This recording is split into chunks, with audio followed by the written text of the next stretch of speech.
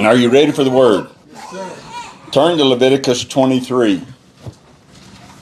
Leviticus 23 verse 4. I think I've got it on the screen here.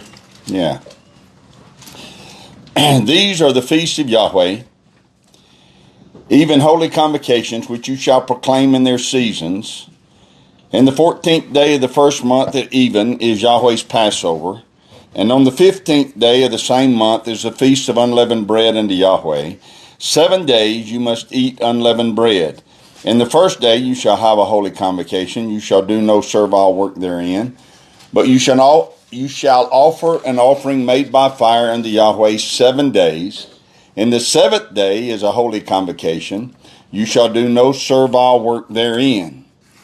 Yahweh's timing amazes me, because here we have been in the middle of examining the Lunar Sabbath doctrine, and in the process of doing that, we come into the amazing Rosh Hodesh, the head month of the year called Abib, with all of its sacred appointments that we have enjoyed together over the last couple of weeks.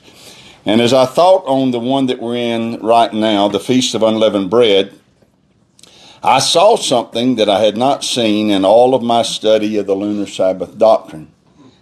So I want us tonight to look at what we're told about unleavened bread. And as we talk about the Feast of Unleavened Bread, we're going to see how it relates to the Lunar Sabbath doctrine. So, look at the text we just read here, in Leviticus 23, verses 4 through 8. And from it, I want you to see that there are 3 facts that we know. Number 1, it begins on Abib 15, or the 15th day of the month. The first day, which is day 15, we were told in Leviticus 23:6, it's a Sabbath. The 7th day, which is day 21, we were told in verse 8, it was or is a Sabbath. Now, these are undeniable facts, and yet when I say it's an undeniable fact, I also know that there are always some who will seek to argue otherwise about day 1 and day 7 being Sabbaths. But we're not going to go into that today. There's solid, I'm not going to go into their arguments against it, because there are solid biblical supporting text proof that these are Sabbaths. Here are the proofs. Number 1, the text plainly states, you shall do no servile work. Do no work means cease from your labor. Cease from labor means rest. A Sabbath is a day of rest. So how is it possible for what is plainly written in Leviticus 23 about doing no servile work on these days, how is it possible for us to argue that that doesn't mean it's a Sabbath?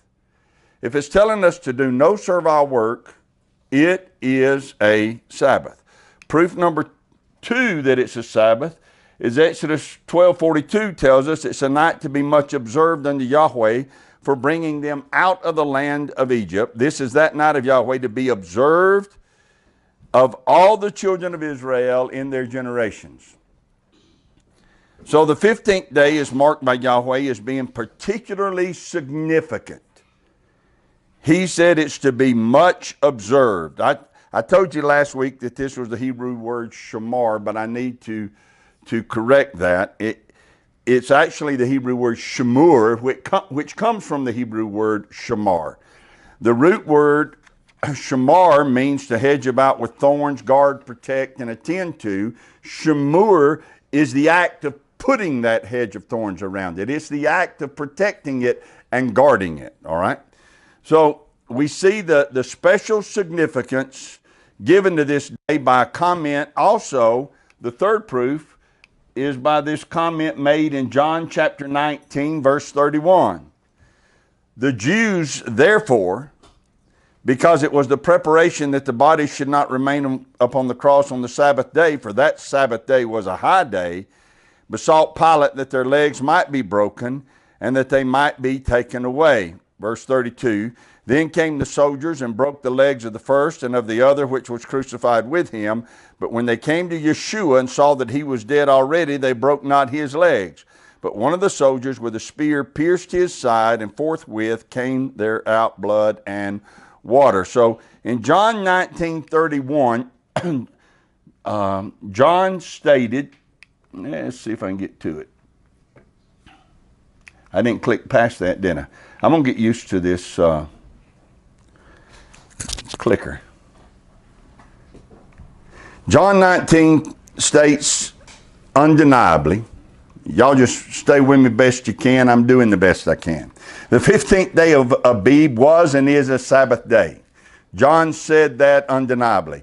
And it's not an ordinary Sabbath day, it's a mega day. Mega means large, big, exceeding. So John's reference to it being a high day cannot be separated from Exodus 12:42, which says it is a Shemur day, a day that is to be guarded and protected. Now I'm going to pause here and say this, and I know when I do it's going to bother some. Not necessarily you, but it's going to bother some, and that's not my intent. My intent is to simply point out what the scriptures are actually saying. A lot of people read this text in John 19, and they focus on this phrase because it was the preparation. And they conclude that every Friday is a preparation day for the Sabbath. And so they'll call every Friday preparation day. But that's not at all what this text is saying, because this was not a Friday. You understand that? When it says it was a preparation day, it's not telling us that it was a Friday. It was Abib 14. Okay, that's the day he's being crucified. It is Abib 14. The Sabbath is not the seventh day that it's referring to. The Sabbath that it's referring to is not the seventh day Sabbath. The Sabbath it's referring to is the Sabbath of Abib 15. Now, I'm not saying there aren't preparations that we have to make for the weekly Sabbath. I'm not saying that at all. But I am saying that the scriptures do not identify every Friday as a preparation day. This reference to preparation is talking about Passover and unleavened bread and making preparation for those events. Now let me show you how I know this to be true, or how we can know it to be true. Matthew 27:62. Now the next day that followed the day of preparation, the chief priests and Pharisees came together unto Pilate. Now the next day that followed the day of preparation. So the day of preparation we're going to see is Abib 14. The day after that will be the 15th. And they're coming to Pilate because Yeshua was buried the night before. They're coming to Pilate to get guards to put in front of his tomb because they don't want the disciples to steal his body and claim he had been resurrected.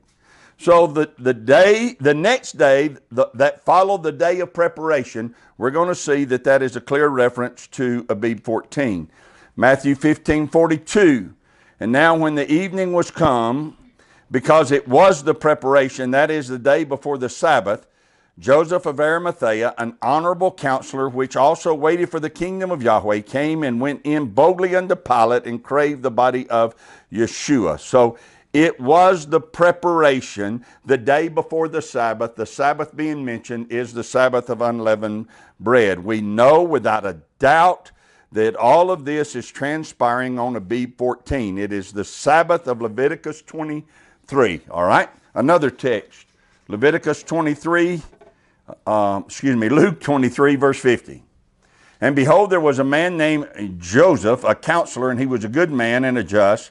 The same had not consented to the counsel and deed of them. He was of Arimathea, a city of the Jews, who also himself waited for the kingdom of Yahweh. Verse 52, this man went unto Pilate and begged the body of Yeshua, and he took it down and wrapped it in linen and laid it in a sepulchre which was hewn in stone, wherein never man before was laid. And that day was the preparation, and the Sabbath drew on.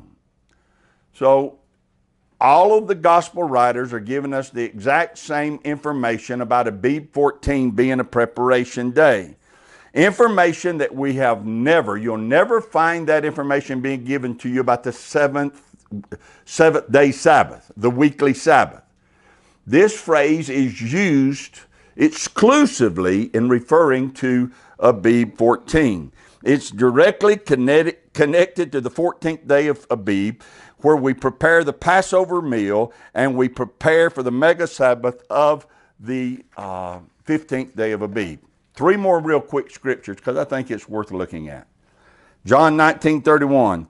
The Jews therefore, because it was the preparation that the body should not remain upon the cross on the Sabbath day, for that Sabbath day was a high day, besought Pilate that their legs might be broken and that they might be taken away. So Abib 14, the day he's on the stake, is preparation day. Abib 14, not Friday, is preparation day. John 19:42.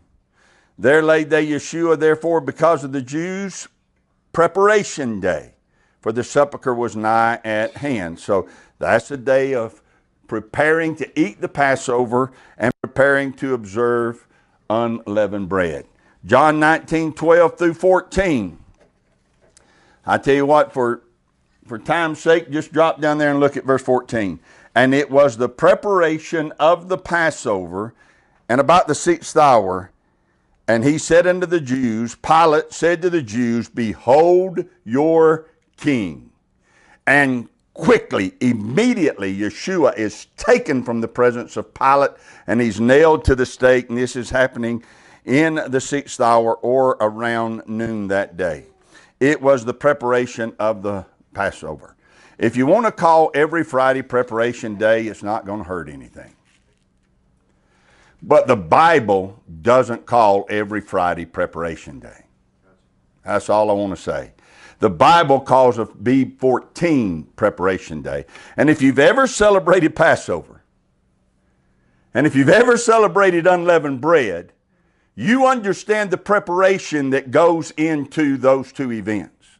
There's a lot of preparation for observing Passover, and before Abib 15 gets there, on Abib, at least by Abib 14, you got to be getting all the leaven out of your dwelling. That's the reason it is called the preparation day. It's not a reference to every Friday. Now, back to our subject of the Sabbath of unleavened bread and the lunar Sabbath. Everybody understand that? Got a question or comment about that? All right. Leviticus 23, here's our point, identifies Abib 15 as a Sabbath day. All right. And we've looked at least 5 scriptures that tell us they rushed to get Yeshua off of the stake and into the tomb, because that day was not only a Sabbath day, but it was a mega Sabbath day, the one that was coming at sunset. Now, let's tie all of this to the lunar Sabbath teachings. Let's remind ourselves of their calendar. Looking at that calendar, let's remember what we disclosed about the doctrine a few weeks ago. Here's what the lunar Sabbath doctrine proposes. You have a new moon day. Now that is marked in 2 different ways, by either conjunction or by sighting. Most of them, I say the majority of lunar Sabbath followers, mark it by the conjunction. All right? I don't have any data to pick that to back that up, but either way, there's only 2 ways that you can mark it. You either have to sight it or you have to know when the conjunction is. All right? But they have a new moon day. Then you start counting, and you count 6 work days, because that's what the scriptures say. You shall work 6 days, and then the 7th day is a Sabbath. So they start counting 6 work days on day number 2 of the month. Day 1 was new moon day. They don't count that as a work day. They don't count it as a Sabbath day. It's new moon day. They say it's in a category by itself. And then you start counting on day 2, and that's work day number 1. And then you count 6 work days. And then when you get to the 7th day, it's really the 8th day of the month. That means that every month, no matter what, every month, the Sabbath always falls on the 8th, the 15th, the 22nd, and the 29th day of that month. Now, let's test that doctrine using, everybody understand it? Anybody got any questions, comments about the doctrine? And if you want copies of these slides, just email me. Don't text me. Don't put it on Facebook. Email me that you want a copy of it, and I'll email you a copy of these slides. All right? We're going to test this doctrine using the Feast of Unleavened Bread. We're going to spend the next few weeks testing the doctrine in a lot of ways, but tonight we're going to test it using the Feast of Unleavened Bread. Here's what we know from Exodus 12:42, John 19:31, and Leviticus 23:6-8. The 15th day of Abib is definitely, without a doubt, a Sabbath according to those scriptures. But the 15th day of every month is not a Sabbath. That's not supported by Scripture. But the 15th day of the first month is a Sabbath. Cannot be denied. The Scriptures plainly states it. We'll see as we continue with this examination of Scripture that the weekly Sabbath, the Sabbath that falls on every reoccurring seventh day, took place after the Sabbath of unleavened bread. That means the weekly Sabbath was after, not on, the 15th day of the month of Abib. Do you see how that is significant? Do you see how that is coming against the Lunar Sabbath doctrine? Listen to what I just said. Read it again. This is undeniable and this is truth. We will see from Scripture that the weekly Sabbath, the Sabbath that falls on every reoccurring seventh day, took place after the Sabbath of the 15th day of the month of Abib. That means there was a Sabbath on the 15th day of Abib, which was unleavened bread, and another Sabbath on the 17th day of Abib, which was the weekly Sabbath that comes on every seventh day since the first week of creation. Another Sabbath on the 17th. The Lunar Sabbath doctrine says that they come on 8, 15, 22, and 29. But we're going to see that all four Gospels tell us that there was a weekly Sabbath that took place on the 17th day of the month of Abib. All right? Now, I know that you know most of this. I'm confident you do. But I need you to be patient and attentive as we go over it again for the benefit of anyone who might not know. Just help me out. You know that all four gospel accounts of the women coming to the tomb prove to us there was a Sabbath that followed the Sabbath of the 15th day of Abib, and that it followed 2 days later. All four of these gospel writers say the exact same thing, so we're going to look at those. Matthew 28:1. Brian, read that. In the end of the Sabbath, as it began to dawn toward the first day of the week, came Mary Magdalene and the other Mary to see the sepulchre. We've been studying these subjects for years, and we know that the Greek does not say the first day of the week. What does it say? Mia Sabbaton. Two Greek words, Mia and Sabbaton. Those Greek words do not mean first, nor do they mean week. And the word day is not even in there. Okay? So, Mia Sabbaton does not mean first day of the week. Let's see what it does mean. Mia This is out of the Strong's Greek Dictionary. Mia means, you see it says there, one or first. It's not exactly accurate. Strong's editors are conceding to the practice of changing the definition of that word when it is in reference to the resurrection. If it's not in reference to the resurrection, they'll let it mean one, because that's what it means. But if it's in reference to the resurrection, they change it from one to first.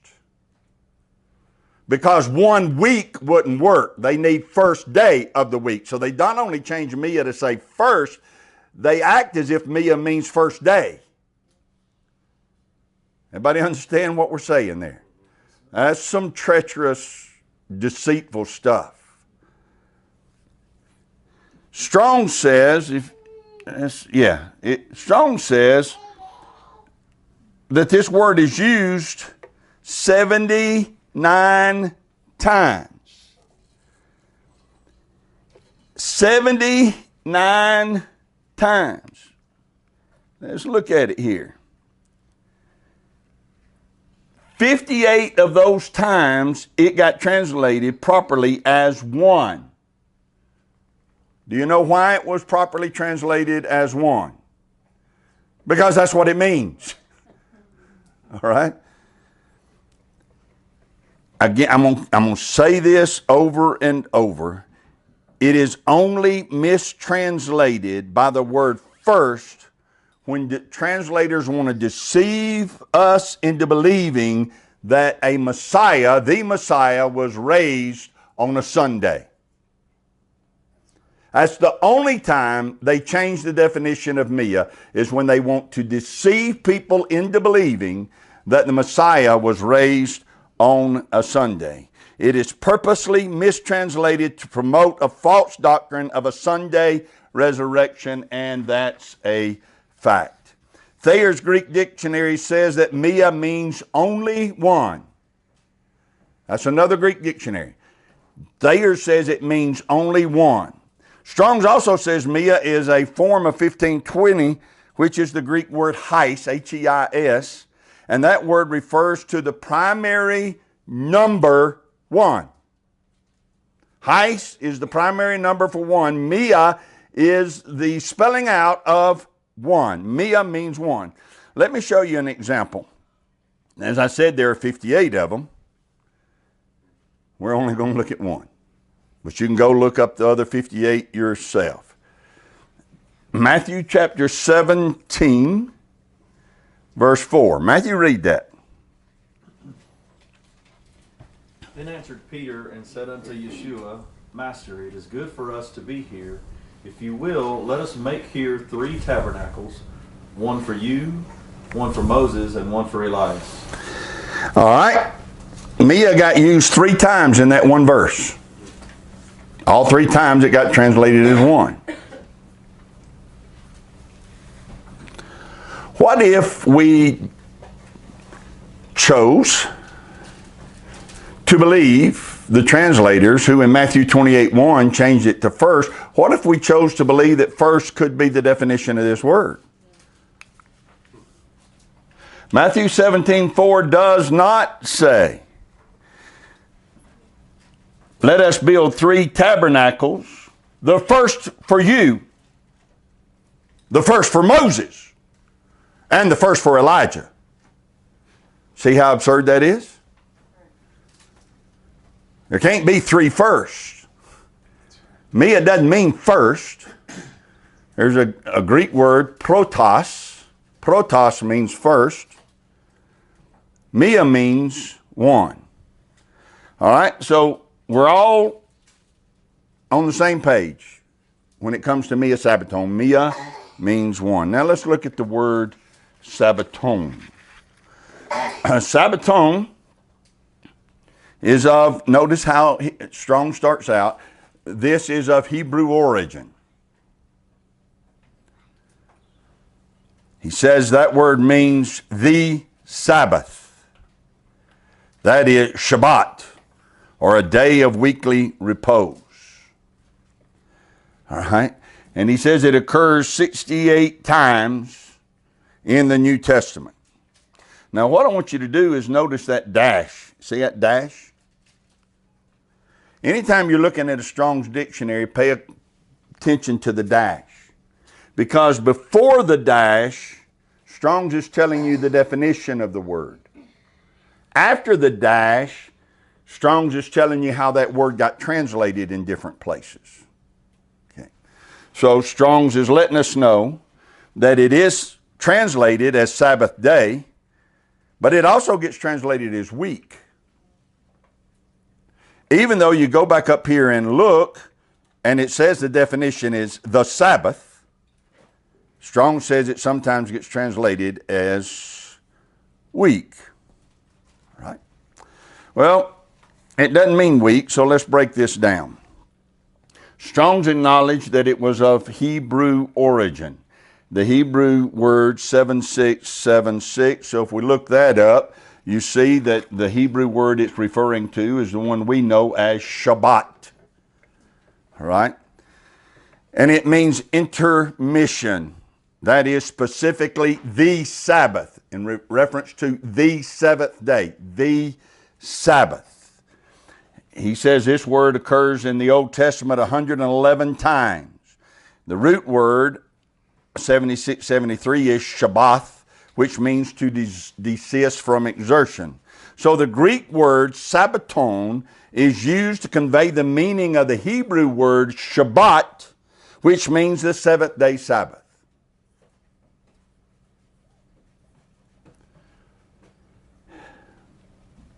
We saw what Mia meant. Now we see plainly that the Greek word Sabbaton is used to convey the meaning of the Hebrew word Shabbat, which means the day of rest or the seventh day Sabbath. So there is absolutely no confusion as to what Matthew meant in chapter 28, verse 1. When he said those ladies came on me a Sabbaton, what was he saying? Say it. What did he mean when he said they came on me a Sabbaton? They came on one Sabbath, or Sabbath number one.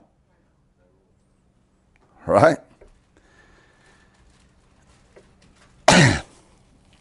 Changing and mistranslating the words mia Sabbaton is done on purpose to promote a false doctrine. Sabbaton is used 68 times in the New Testament. 58 times it is translated as Sabbath. 9 times it gets translated on purpose to say week, and it's only translated to say week in 9 places that refer to the resurrection of Yeshua or something to do with the disciples where they try to say they were meeting on a Sunday morning. So 58 places where it's correctly translated as Sabbath. Let's look at only one example of that. In this one, there are also 15 examples. We're only going to look at one. Let's go look at Luke chapter 6, verse 1. All right? Go ahead, India. You look like you want to read that. And it came to pass on the second Sabbath after the first, that he went through the cornfields of grain barley, and his disciples plucked the ears of grain, and did eat, rubbing them in their hands. I put that in parentheses because we think of pulling off an ear of corn. They're not. They're pulling grain off and rubbing the husk off and eating the little kernel, eating the grain. All 4 Gospels tell us that the ladies came to the tomb on Mia Sabbaton, and here we have Luke telling us about a time when the disciples were hungry. They were walking through a field plucking grain, rubbing it between their hands and eating the kernels. And Luke not only told us what they were doing, he told us when they were doing it. Luke says it happened on the second Sabbath after the first. Now it's amazing that that's been in our Bibles all our lives. And we read it and we just kept reading as if we knew what it meant. We never had it explained to us, and for decades never investigated it to see what it meant.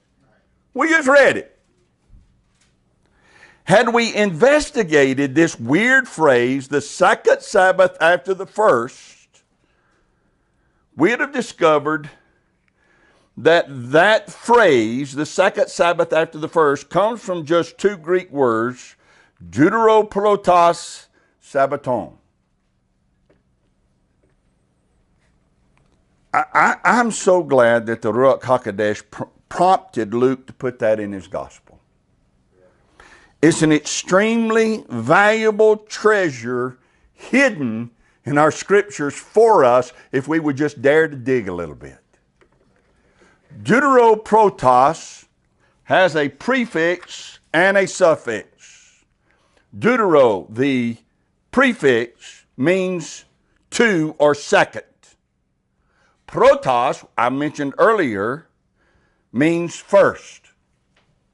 There is a Greek word for first, and it's not mia. Okay?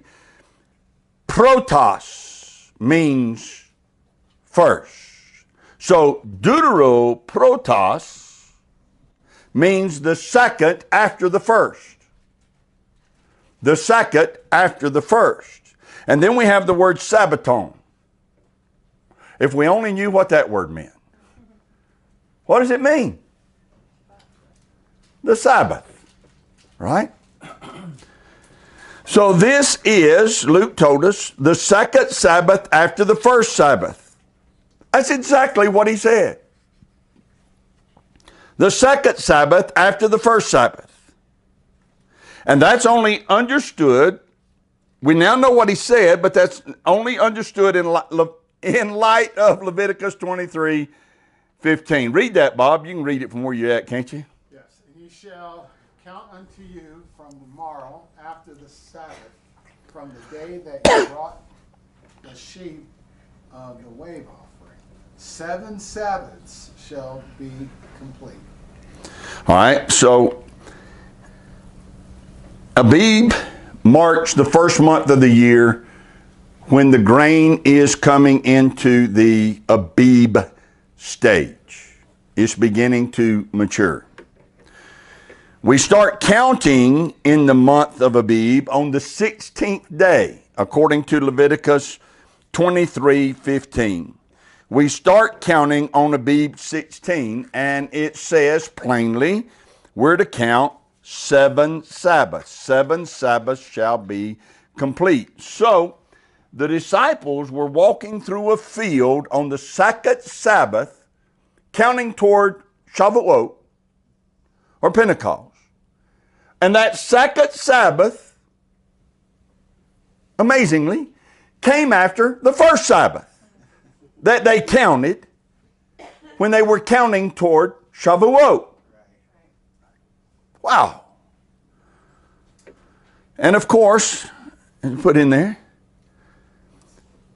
the second Sabbath after Abib 16, of course the wheat or the grain or the barley would be mature enough for them to grind up in their hands and eat. So, here we are. I know we've taken our time getting here, but here we are. Mia Sabbaton means one Sabbath. Deuteroprotos Sabbaton means the second Sabbath after the first Sabbath. Now let's go on and look at the other 3 gospel accounts where we're told when the ladies showed up at the sepulcher. Mark 16 verses 1 through 2. Go ahead, Glenn, if you would, and read that for me. And when the Sabbath was past, Mary Magdalene and Mary the mother of James and Salome had brought sweet spices that they might come and anoint him. And very early in the morning, the first day of the week, they came unto the sepulchre at the rising of the sun. When did they come to the sepulcher? Mia Sabbaton. When is Mia Sabbaton? Let me say it this way. What did that Sabbath happen to be? It happened to be Mia Sabbaton. It happened to be Sabbath number 1, counting toward Pentecost or Shavuot. All right, let's look at another one. Luke 24:1. Chuck, you mind? Now week, Mia Sabbaton, very early in the morning, and came unto the sepulchre, bringing the spices which they had prepared, and certain others with them. So, Mark and Luke and Matthew all agree the ladies came to the tomb on Mia Sabbaton. Here's another one. John 20. Luke, will you? The first day of the week, Mia Sabbaton, cometh Mary Magdalene early when it was yet dark, unto the sepulchre, and seeth the stone taken away from the sepulchre. So Mary Magdalene showed up, Mia Sabbaton. Tomorrow, millions of people are going to gather for sunrise services. They're gathering churches to celebrate that their Messiah rose on Sunday morning, the first day of the week. And they'll celebrate his resurrection. They'll celebrate that his resurrection made Sunday the holy day. They'll celebrate that they don't have to keep the Sabbath anymore. Nor do they have to keep any of the instructions given by Yahweh, and they call those instructions to be laws of bondage.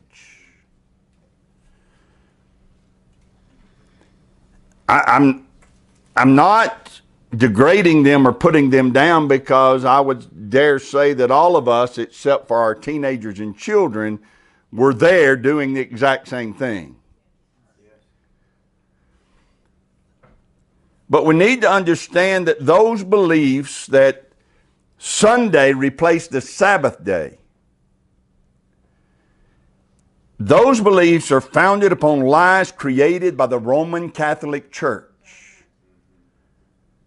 And they were pounded into the hearts and the minds of the gullible through wicked mistranslations of scriptures, which they put in the hands of men who would not study to show themselves approved unto Yahweh.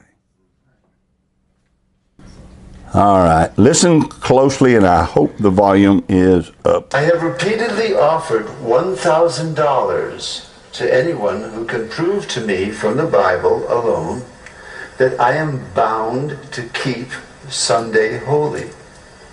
There is no such law in the Bible. It is a law of the Holy Catholic Church alone.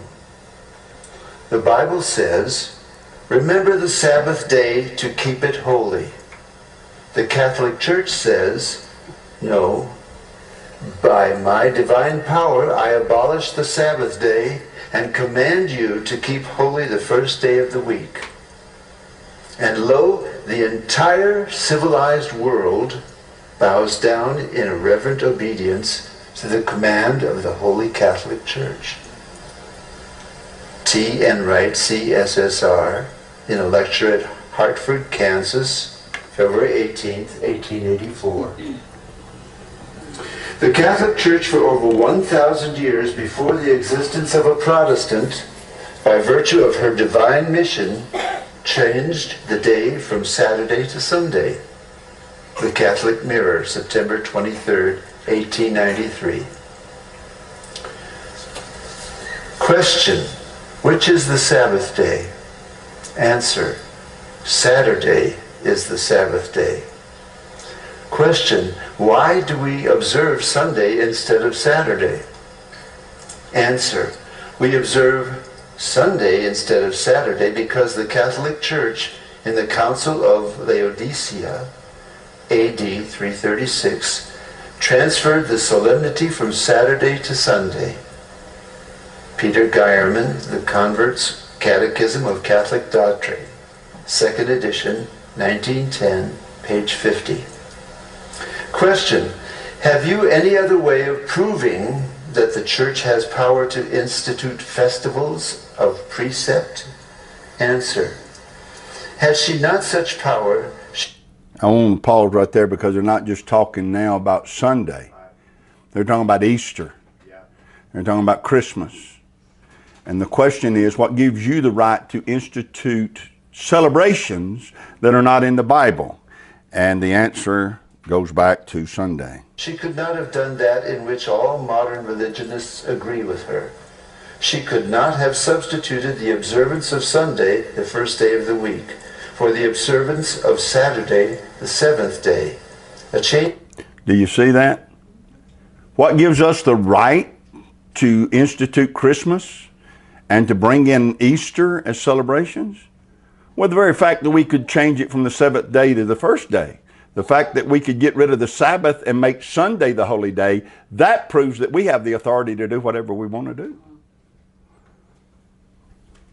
Change for which there is no scriptural authority.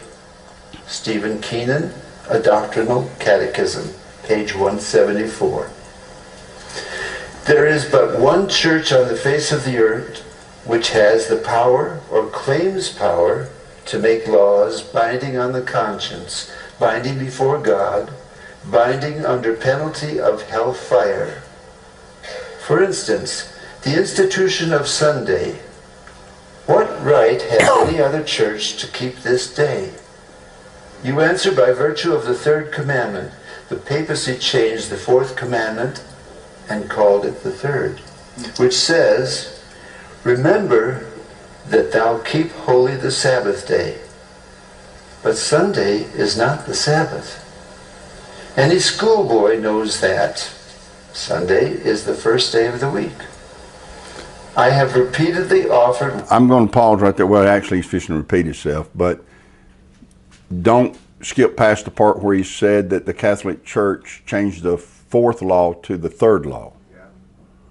How did they do that? What did they eliminate to make the fourth law the third one? Graven images. Very good. They can't exist without their graven images. So they go look, read their Bible. They took out that commandment. You'll have no graven images. It doesn't exist, and they moved the third one up. And then when they get over there to coveting, they divide that into two to make up for 10. All right? And right here, he's fixing to repeat the one about offering $1,000. And we've already heard that, so we're going to move on. Mia Sabbaton was used in all four Gospels. All four Gospels are testifying that those ladies came to the tomb on Mia Sabbaton. They came on Sabbath number 1, counting toward Pentecost. In my studies of this subject,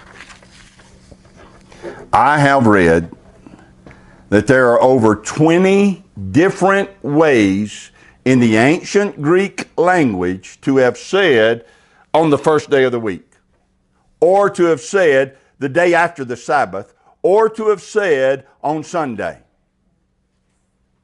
There's over 20 different ways in the ancient Greek language that they could have specifically said they came on the first day of the week, and Mia Sabbaton's not it. I say that to drive home this fact. The use of Mia Sabbaton was not used in the Gospels because the Greek lacked the language to properly communicate that this was on a Sunday. They had over 20 different ways they could have said this happened on Sunday. Instead, the Greek language tells us plainly and uniformly, consistently, that the ladies came on Sabbath number 1, Mia Sabbaton. Those two Greek words, without debate, means one Sabbath. Yet those two Greek words, true definitions, were purposely changed by wicked, deceitful servants of Hasatan, so as to deceive the whole world into rejecting the very mark that identifies Yahweh's people as Yahweh's people. And that mark is the Sabbath. Mia Sabbaton means Sabbath number 1. Now, let's go back to the lunar Sabbath. Bear with me as I rehearse what we've already seen. I need us to go over this for clarity before we look at the lunar Sabbath doctrine. Abib 15 is the first day of unleavened bread. Abib 15 is a high Sabbath. Abib 15 began at sunset when Yeshua was placed in the tomb. They rushed to get Yeshua in the tomb on the 14th because they knew that the 15th was not only a Sabbath, but it was a high Sabbath or a mega Sabbath. Yet, all four Gospels tell us that the women came to the tomb at dawn on a Sabbath number 1. See the two contrasting Sabbaths? He's placed in the tomb on 14th. The 15th begins a Sabbath, so they're hurrying to do it before that Sabbath begins. But all four Gospels tell us there's a Sabbath, but all four Gospels tell us that the ladies are coming 2 days after that Sabbath. They're coming on a Sabbath day. You cannot have a lunar Sabbath fall on the 15th and that be the correct Sabbath, and 2 days later there be another Sabbath. I mean, we look at their calendar, and they say that the Sabbath always falls on the 15th. Well, we know from the Gospels that Yeshua was buried on the 14th and that the 15th was a mega Sabbath. We know. It's undeniable. When you look at the feast and you look at the Gospels, that is undeniable. But also, when you look at all four Gospels, all four of us tell them that the ladies show back up 2 days after that Sabbath, and it's another Sabbath. All four of them tell us. So that means they're showing up on the 17th. So what do they do with that? Because this is not a mega Sabbath. This is not a Moedim Sabbath. This is a weekly Sabbath. According to the doctrine, according to their doctrine, the weekly Sabbath always falls on the 15th. But according to four witnesses, and those four witnesses are pretty awesome. Matthew, Mark, Luke, and John. According to these four witnesses, after the Sabbath day of the 15th, which is undeniably the Sabbath day of unleavened bread, 2 days later, the women show up on Mia Sabbaton. It's impossible for the lunar Sabbath doctrine to work in light of the information that these four Gospels give to us.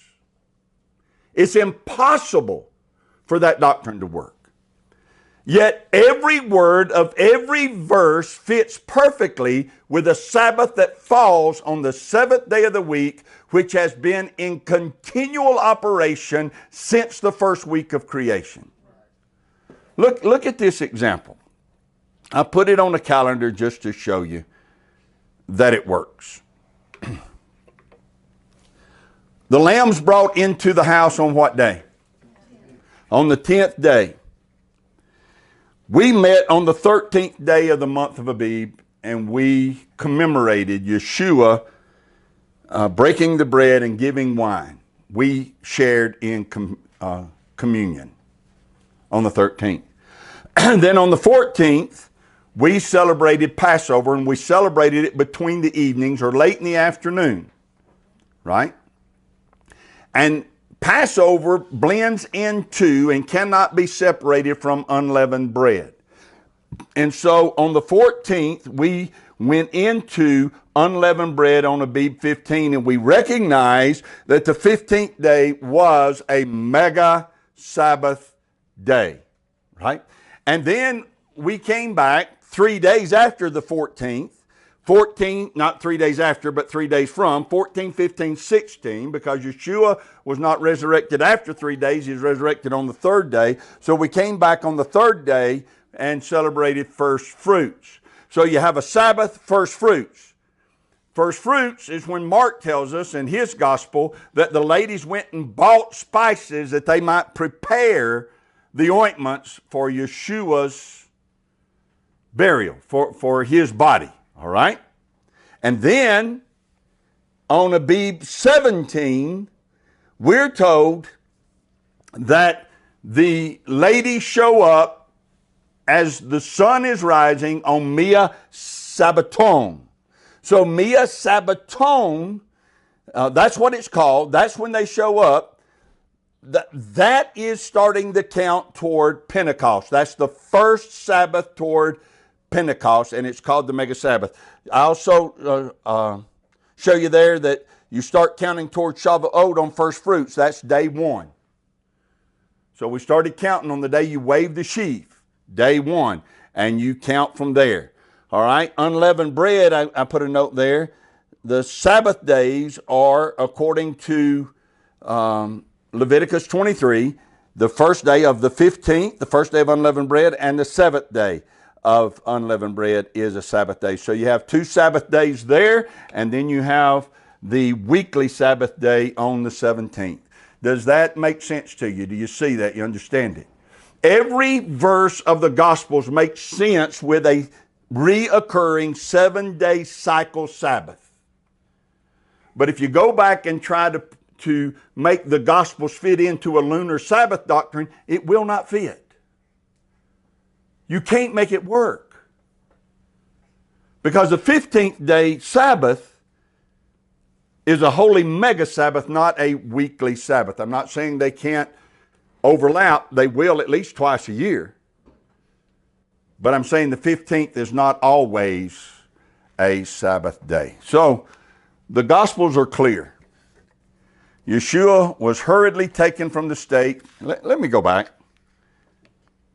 Anybody got a comment or question about this? Everybody understand? Amazing. That's awesome. Good. The Gospels are clear. Yeshua was hurriedly taken from the stake, put in the tomb on the 14th because the Sabbath of Abib 15th was quickly coming upon them. The Gospels are clear. The women came to the tomb on the 17th, and that also was a Sabbath day.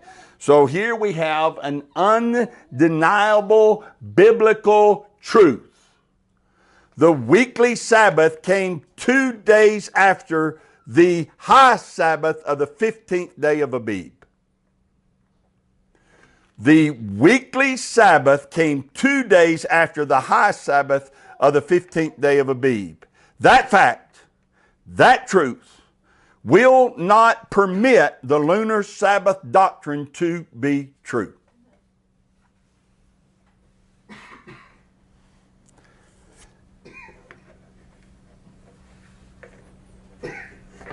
It won't work.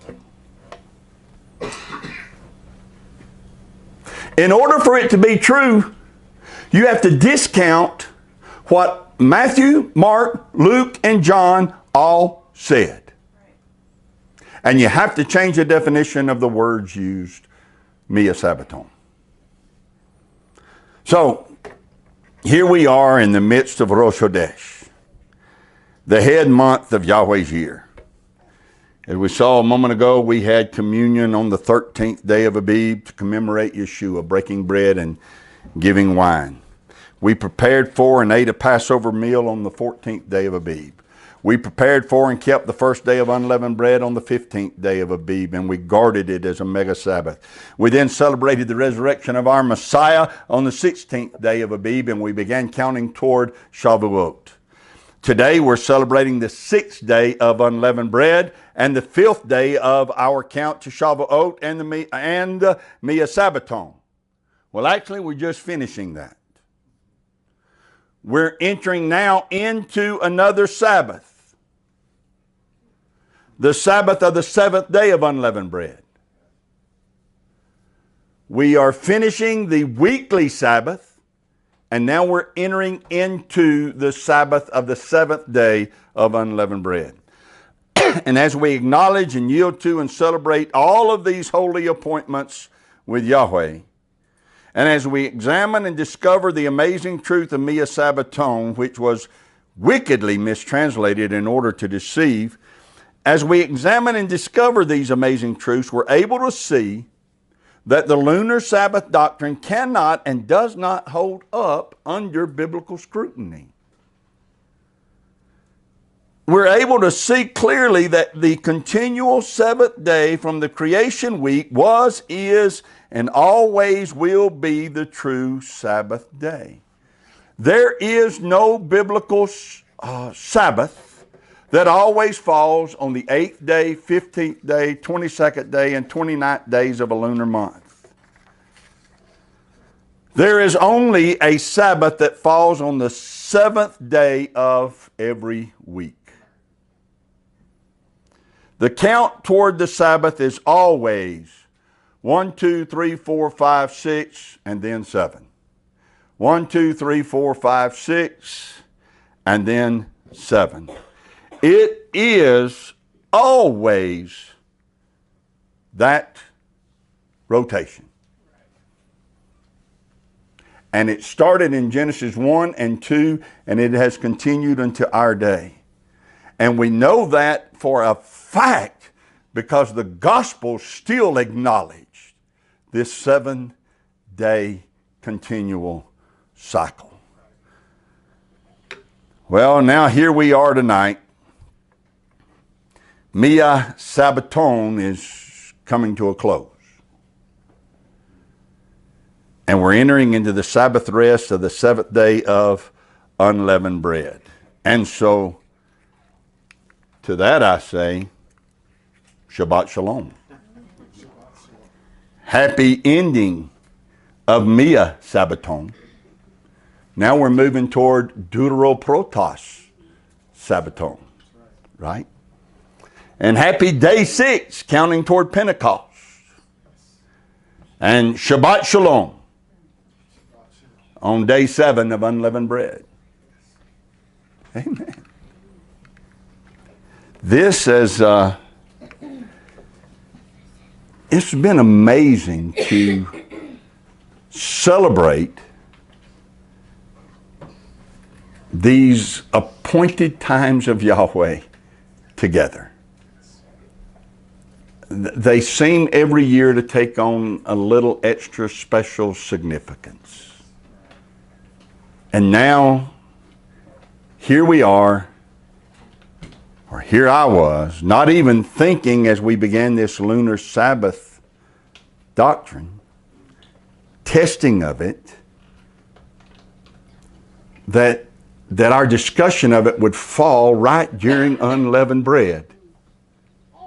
And unleavened bread would show us in an undeniable way that the Lunar Sabbath doctrine is not true. Yahweh bless you and keep you. Yahweh make His face shine upon you and be gracious to you. Yahweh lift up His countenance upon you and give you peace. As His name is put upon you, so shall He Himself bless